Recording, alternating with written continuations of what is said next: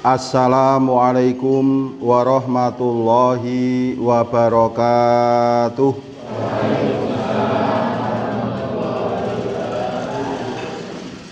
Alhamdulillahi wa syukrulillah, wassalatu wassalamu ala rasulillah Nabiyyina Muhammad ibni Abdillah wa ala alihi wa ashabihi wa mawalah, amma ba'du.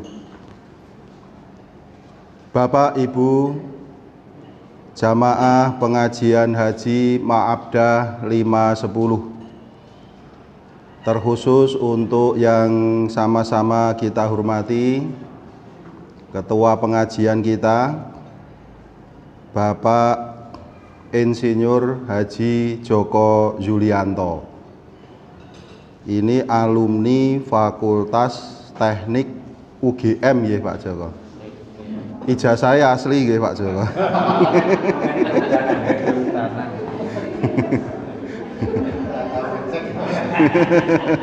Oh, Fakultas Kehutanan. Oh, Fakultas Kehutanan UGM. Lah sakniki kira lagi ngributke ijazah niku napa? Nah, saya ngetes apakah Bapak Ibu ini juga akrab dengan media sosial. Ya, ternyata pada ketawa. Oh ya, berarti juga mengikuti berita yang berkembang di media sosial. Demikian pula salah satu sesepuh kita, Bapak Dr. Haji Anwar Budianto. Beliau ini S1-nya di Fakultas Teknik Nuklir. Oh, MIPA UGM ya. Pak Arif juga di MIPA. Pak Arif juga dosen di MIPA. Kemudian S2-nya juga di UGM. Oh yang di Perancis itu S2 ya. Oh, S3-nya.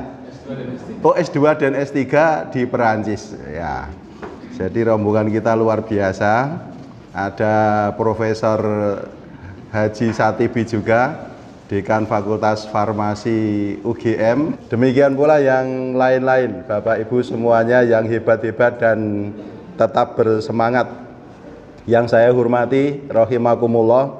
Ya, mudah-mudahan kita semuanya ini selalu dimuliakan, dirahmati dan diberkahi oleh Allah Subhanahu wa Ta'ala. Karena pengajiannya di rumah makan ikan bakar, akan saya buka dengan pantun. Ikan bakar ditaburi bumbu. Apa kabar Bapak dan Ibu? Alhamdulillah sehat, semangat. Kita bersyukur kepada Allah, sore hari ini kita dipertemukan oleh Allah dalam suasana yang membahagiakan, semuanya sehat dan bersemangat. Dan pertemuan kita ini difasilitasi oleh Regu 1, Pak Kasim dan kawan-kawan. Mudah-mudahan menjadi amal jariah, menjadi amal sedekah bagi yang memberikan fasilitas pengajian kepada kita. Diberikan ganti oleh Allah yang lebih baik, lebih banyak dan barokah. Allahumma amin. Bapak Ibu yang dirahmati Allah, pengajian kita adalah pengajian endeng-endengan. Tema pengajian sore hari ini adalah etika bertamu atau adab bertamu. Etika menika hal-hal yang baik terkait dengan standar norma secara umum. Orang Inggris menyebutnya ethics. Jadi etika itu adalah hal-hal yang baik sesuai dengan norma yang sudah disepakati oleh umum, sehingga orang Barat juga punya etikanya sendiri menurut kebiasaan yang berlaku di kalangan mereka. Misalnya orang Barat itu makan dengan tangan kiri tidak termasuk hal yang kurang etis, ya, itu nggak masalah. Orang barat itu laki-laki dan perempuan walaupun bukan mahram, cipika-cipiki nggak apa-apa.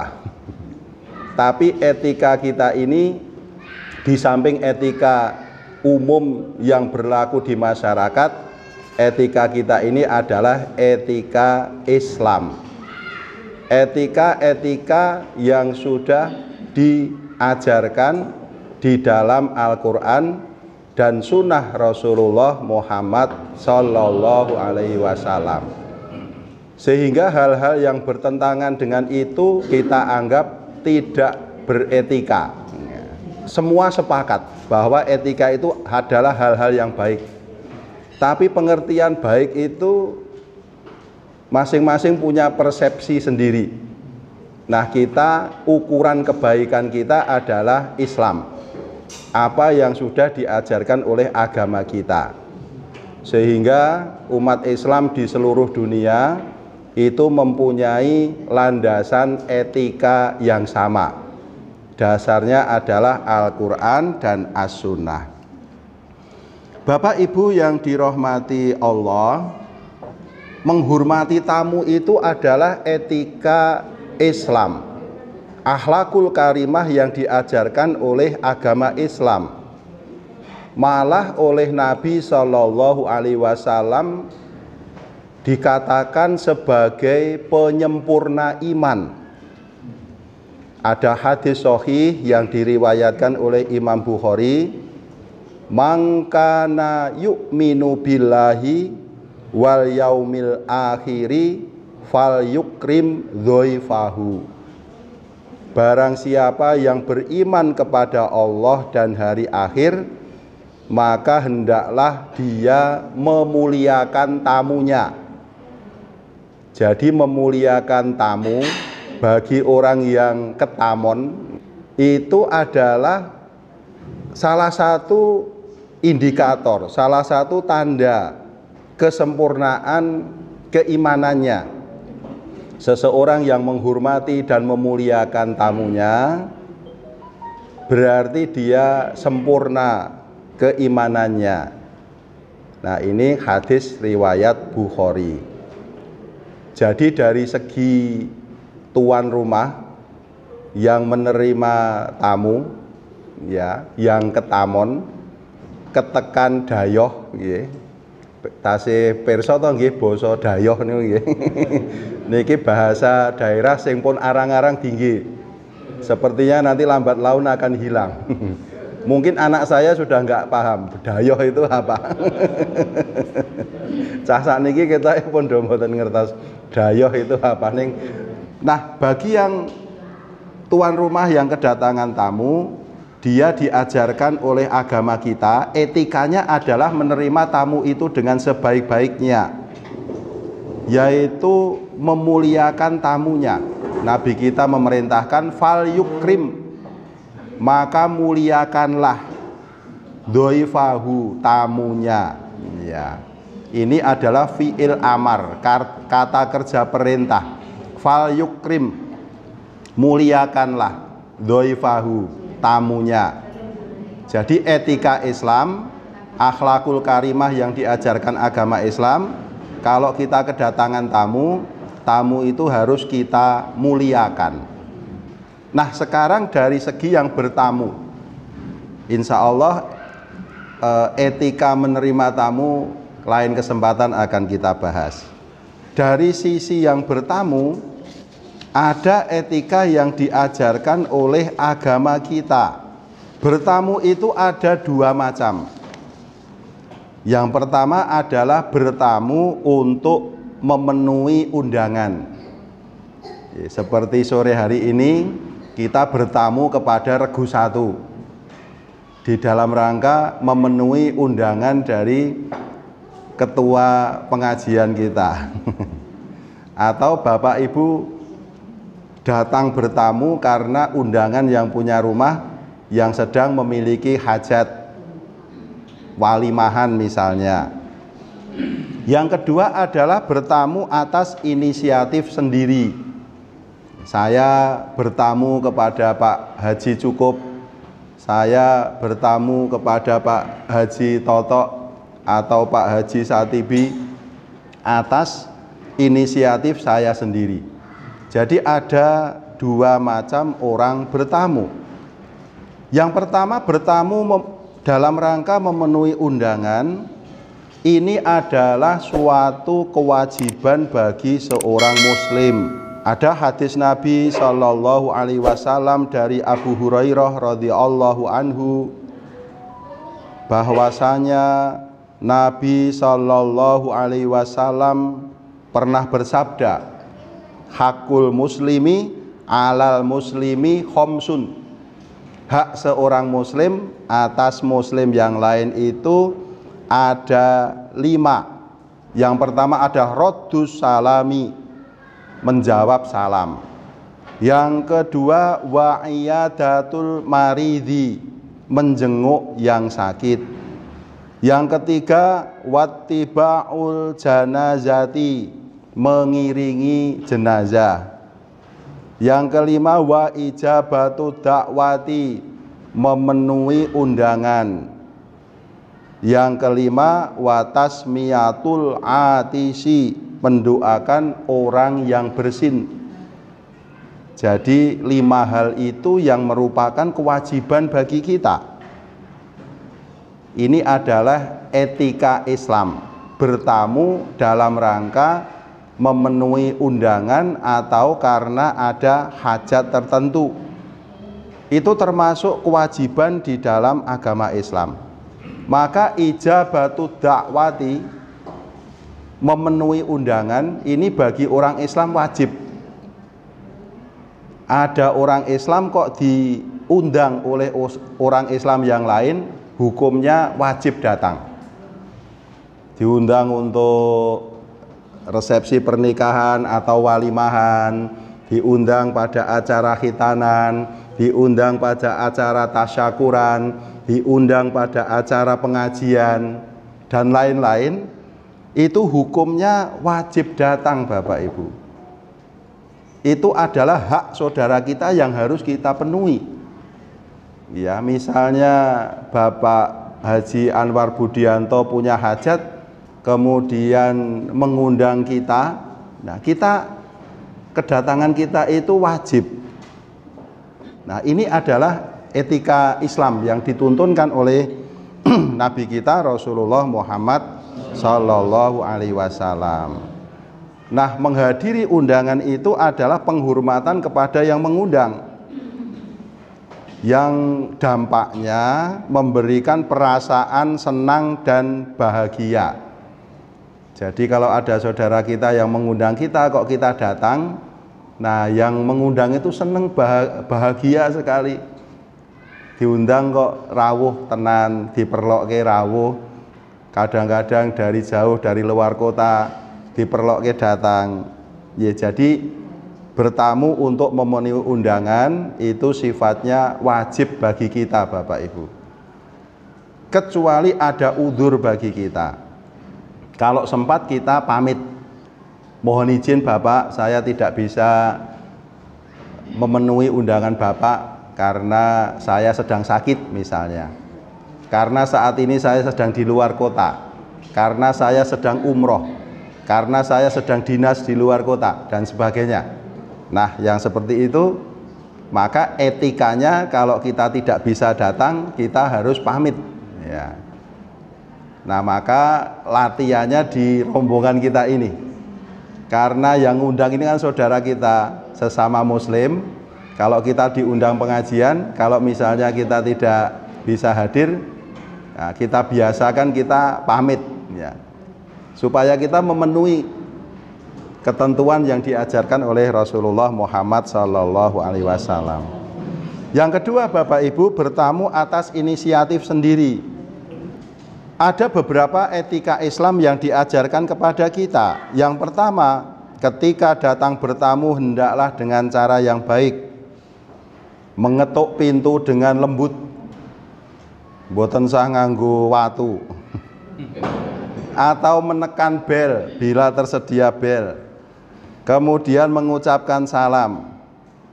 kemudian kita menunjukkan sikap yang baik, misalnya tersenyum, kemudian dengan muka yang berseri-seri. Nah, ini adalah etika yang diajarkan kepada kita ketika bertamu, sebagaimana firman Allah di dalam Al-Quran surat An-Nur ayat 27. A'udzu billahi minasyaitonir rajim.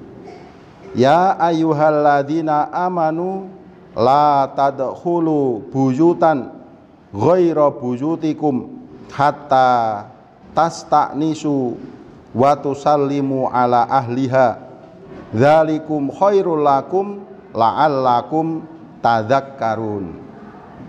Wahai orang-orang yang beriman, janganlah kamu memasuki rumah yang bukan rumahmu sebelum meminta izin dan memberi salam kepada penghuninya. Yang demikian itu lebih baik bagimu agar kamu selalu ingat. Nah, ini etika yang diajarkan kepada kita. Kalau kita datang bertamu, awake dhewe dodok-dodok sik. Assalamualaikum, begitu. Kalau ada bel ya kita pencet bel. Kalau ternyata belum ada respon dari yang di dalam rumah, kita diam saja. Jangan sampai kita ngubengi rumah injen-injen ya.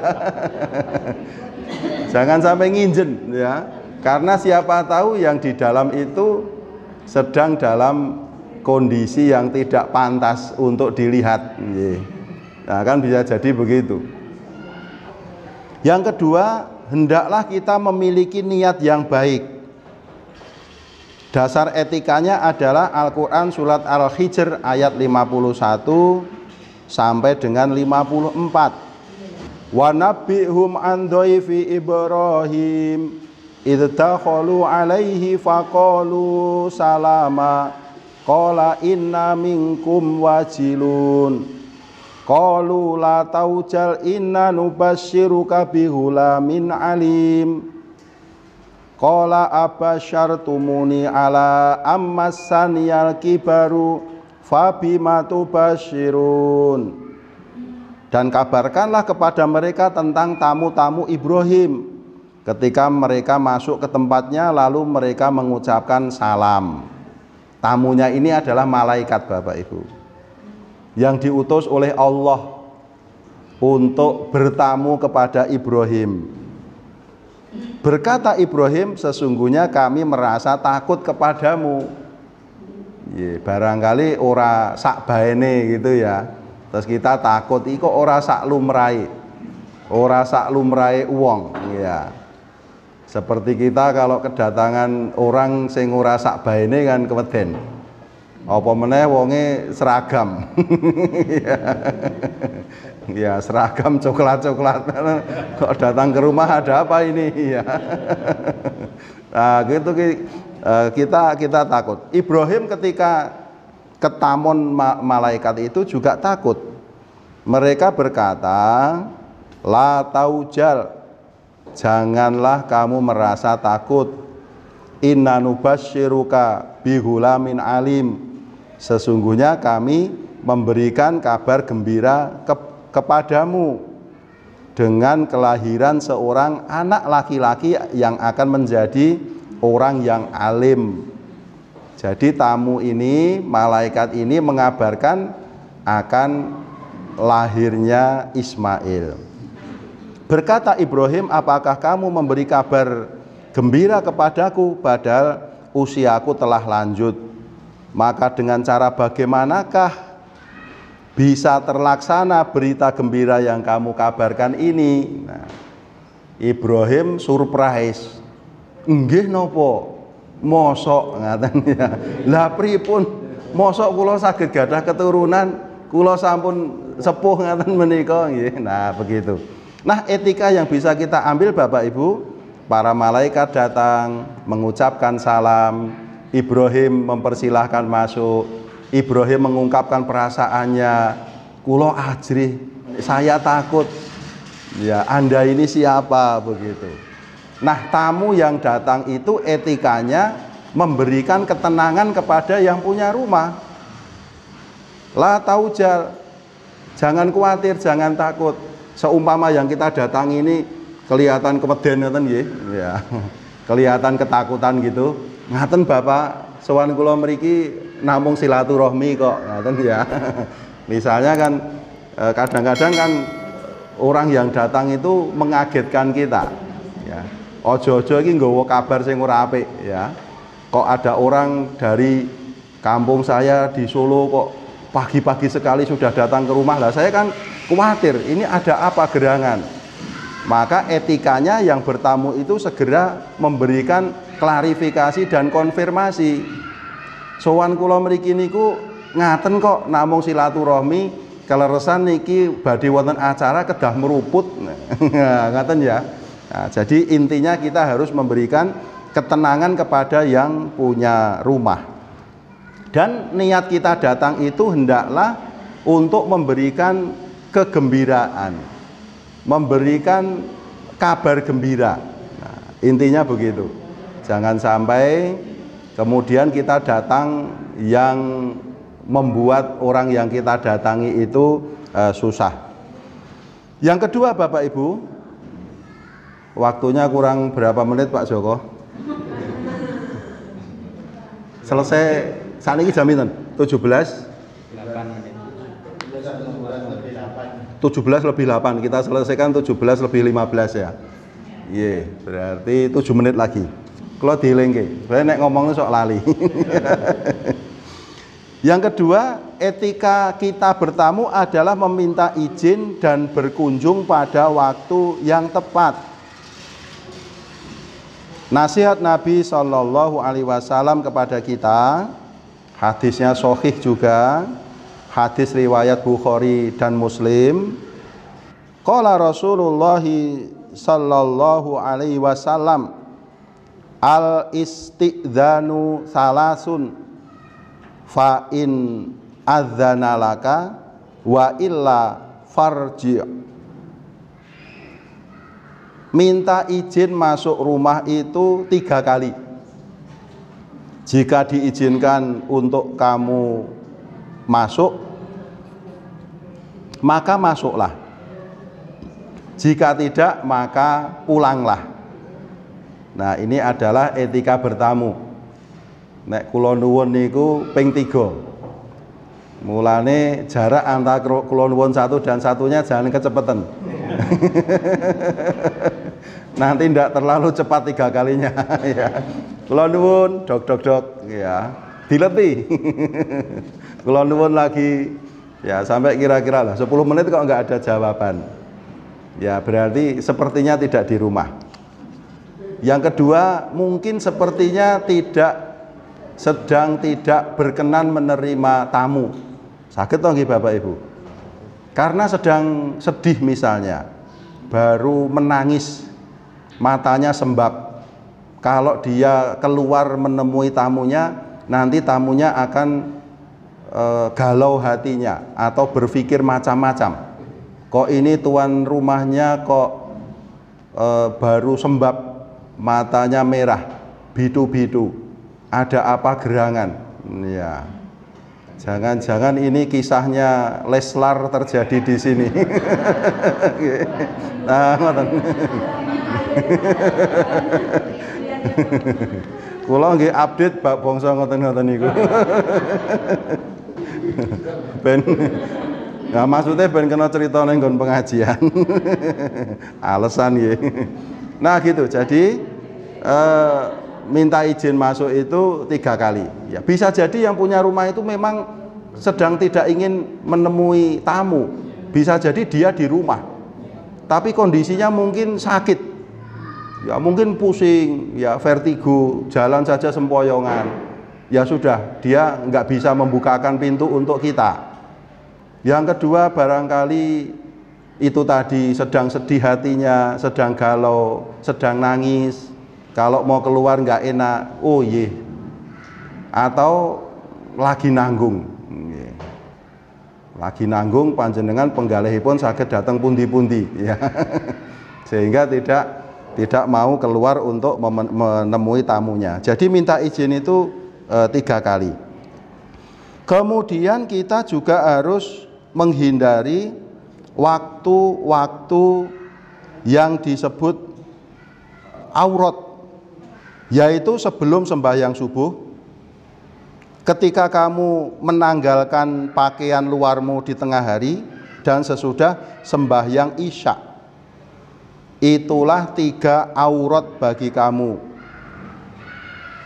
Ya, jadi waktu yang tidak diperbolehkan bagi kita untuk bertamu itu adalah sebelum subuh. Niki di samping ora wangun ya ora lumrah. Sadurunge subuh kok mara tamu. Sebelum subuh. Kemudian yang kedua pada siang hari, ketika orang itu menanggalkan pakaian, maksudnya karena hari sangat panas, saatnya orang ngisis kemudian beristirahat, jam-jam siang mungkin di tempat kita mulai jam 1 ya sampai dengan asar. Kemudian yang ketiga adalah sesudah sholat isya. Nah, isyaknya di Arab itu agak larut. Jadi kalau kita artikan di tempat kita mungkin setelah jam 9 malam itu tidak pantas bagi kita untuk datang bertamu. Kecuali kalau memang kita sudah minta izin terlebih dahulu, ya boleh, nggak apa-apa. Demikian Bapak Ibu beberapa hal baru sedikit yang saya sampaikan terkait etika bertamu bagi kita. Bertamu merupakan keseharian kita, merupakan kebutuhan kita. Kita sering sekali melakukan aktivitas ini, aktivitas bertamu ini. Maka mempelajari tuntunan agama Islam dalam hal bertamu sangat penting bagi kita, karena kedatangan kita itu ada tuntunannya di dalam agama kita. Mudah-mudahan bermanfaat khususnya untuk diri saya sendiri. Mohon maaf semua kesalahan dan kekhilafan. Alhamdulillahirabbil alamin. Wassalamualaikum warahmatullahi wabarakatuh.